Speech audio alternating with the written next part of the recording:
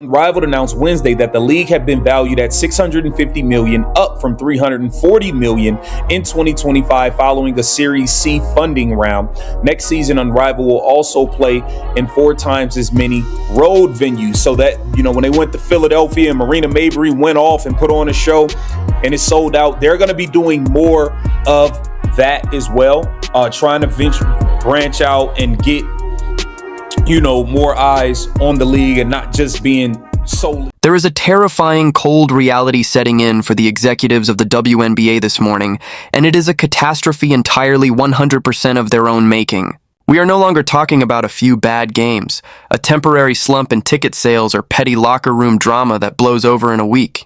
We are witnessing the real-time, completely unprecedented collapse of an entire professional sports league. Overnight, the Indiana Fever organization has been reduced to absolute rubble. The WNBA front office is in a state of absolute sheer panic, and the undeniable golden goose of women's basketball has just dropped a financial nuclear bomb on the entire system. If you thought the tension between Caitlin Clark, her coach, and the league was just a fabricated media narrative, you need to sit down and brace yourself, because a historic, earth-shattering $50 million offer has just hit the table. And it is going to completely rewrite the history of basketball forever.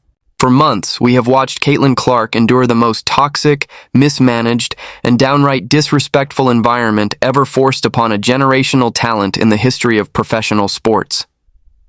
She didn't just join this league. She single-handedly revived a dying organization. She packed arenas to the absolute rafters, broke merchandise records in a matter of hours, and brought in television ratings that actually rivaled the NBA Finals. She was the lifeline the WNBA desperately needed. But instead of protecting her, instead of building a dynasty around her, the coaching staff and the league executives essentially threw her to the wolves. The sheer incompetence of the Indiana Fever coaching staff has been nothing short of staggering.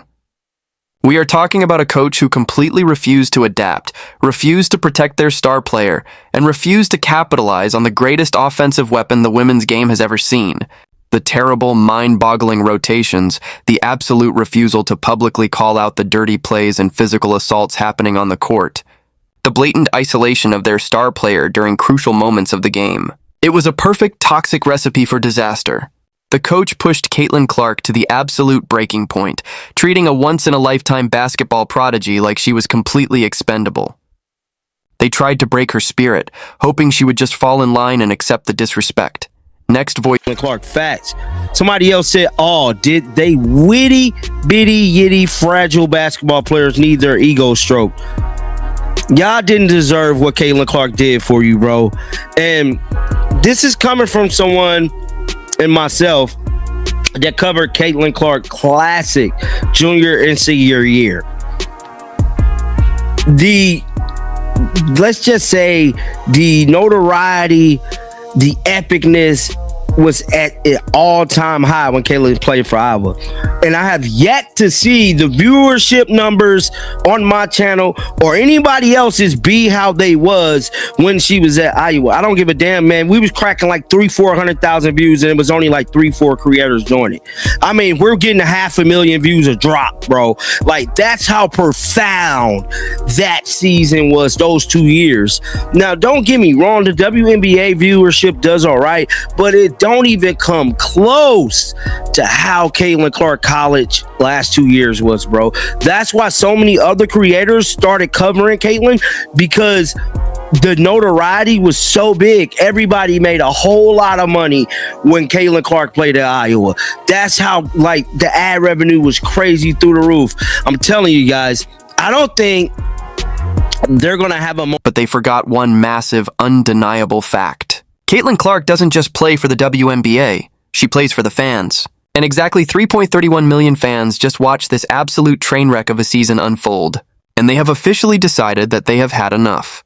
The public backlash wasn't just a few angry tweets or a trending hashtag. It was a mass coordinated exodus. 3.31 million loyal fans, the very people buying the jerseys, paying for the premium courtside tickets, and literally keeping the lights on in these massive arenas, have initiated a complete and total boycott of the WNBA.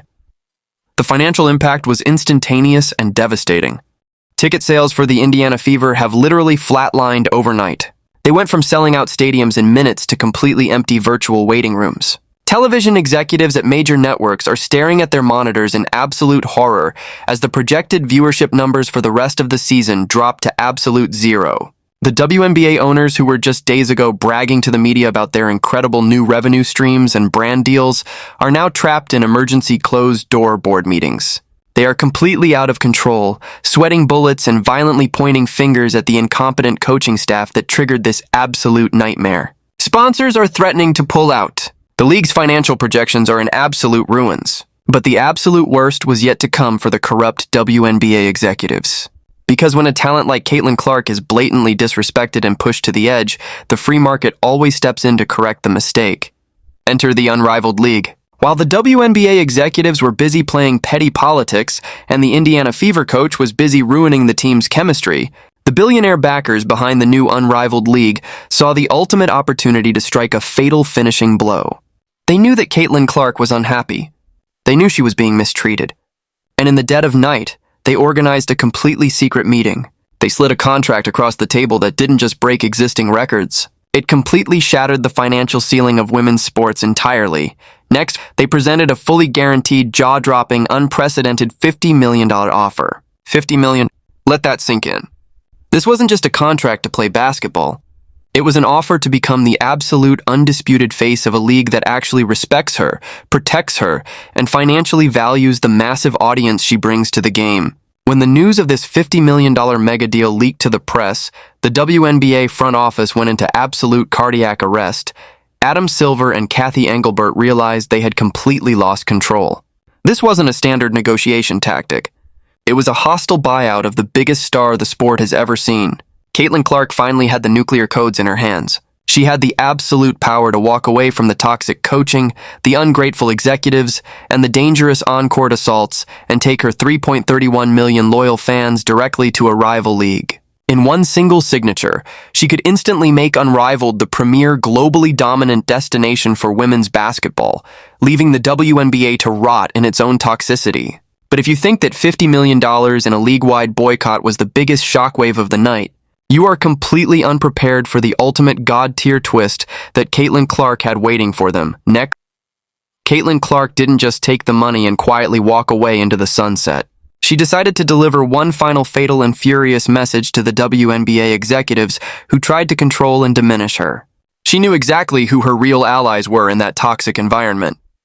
She knew exactly who stood by her when the rest of the league was actively trying to tear her down. She remembered who played the game with the same intense, unapologetic fire that she did. In a move that has left the mainstream sports media completely speechless, and the WNBA owners literally begging for mercy on their knees, Caitlin Clark demanded that the $50 million unrivaled deal be expanded. She looked the unrivaled executives dead in the eye and absolutely refused to sign the contract unless she could bring her most trusted, fierce, and unapologetic ally with her.